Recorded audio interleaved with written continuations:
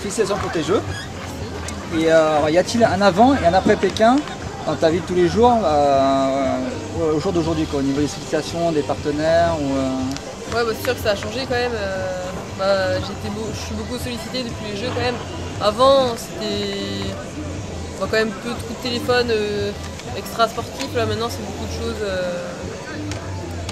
de demandes, d'aller un petit peu partout en France, tout le temps, tous les week-ends, toutes les semaines.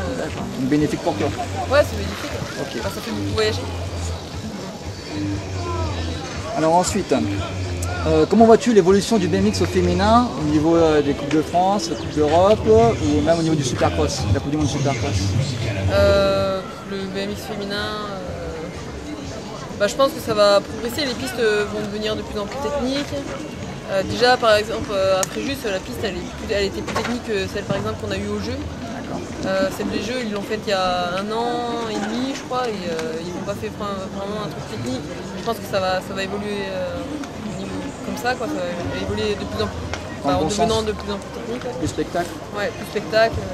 Comme par exemple la 3e droite à Fréjus, c'est vraiment plaisant, quoi. Après, en niveau Coupe de France et niveau Championnat d'Europe, je sais pas trop. On va voir l'année prochaine. Pour l'instant, on peut pas dire grand-chose. D'accord. Pour la suite de ta carrière, est-ce que tu seras intéressé toi par une aventure US ou rester concentré sur le championnat européen et les Coupes du Monde en général?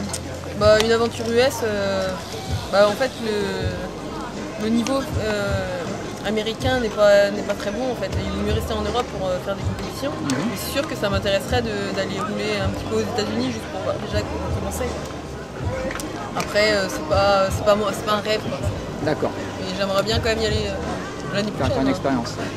Comme elle a fait Amélie, 1 mois, ça doit être super bien. Partir en vacances et en même temps faire 2 ou 3 compètes. Sympa. Donc avec les JO, ça te fait une longue saison, presque un peu moins de temps de repos que d'habitude. Enchaîner presque 2 saisons non-stop, ça va pas être trop dur à gérer physiquement ou déjà tout est prévu avec le pôle pour... Là je suis quand même fatiguée, là. Je pense vraiment être fatiguée, je vais me reposer après là, parce que je sens que ça commence à saturer. Ouais. Mais on a géré ça, on a géré quand même des périodes de repos pendant ces 2 ans. Et là on va faire une bonne pause pour repartir après à fond pour l'année prochaine. D'accord. Comment juges-tu l'évolution de la piste ici? Ça fait plusieurs fois que tu viens. L'évolution de la piste, ça te convient? Ça va dans le bon sens? C'est mieux? Ouais, carrément. Je me rappelle, j'étais venue il y a 2 ans et la piste était moins bien à rouler quand même. J'aime bien la modification qu'ils ont fait sur la 2e bosse. C'est peut-être un peu raide encore, mais le petit rolling après la double, là, c'est bien, ça fait un petit peu plus technique. Ensuite, je trouve que c'est vraiment dommage en fait que les pistes françaises et européennes copient pas un peu sur les pistes de Coupe du Monde où la butte de départ est super haute, où il n'y a pas beaucoup de pédalage forcément avant la première bosse, parce que là c'est dur le pédalage avant la première bosse, c'est vraiment dur. C'est dommage, ça fait moins de spectacle, quoi. Ce serait bien, c'est dans le règlement de la fédération après, quoi. La commission nationale, il faudrait changer ça, quoi. Ok. Tu as des remerciements à donner, un petit délire, quelque chose?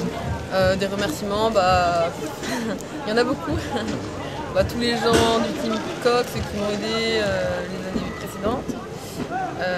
Ensuite, ma famille, mon club, Saint-Brieuc BMX, ma région, Bretagne, mon département, Côte d'Armor, Bollé aussi, Nike qui m'a aidé aussi cette année. Après, je voudrais remercier aussi le président du club de Bordeaux qui m'a invité.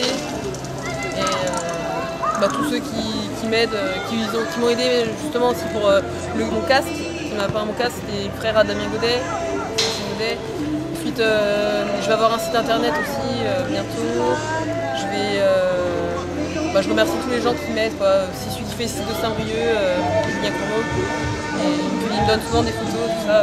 Merci à tout le monde. Mes entraîneurs aussi, mon entraîneur Fabrice de Toretti et Mario.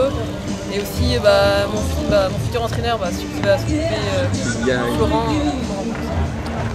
Un grand merci.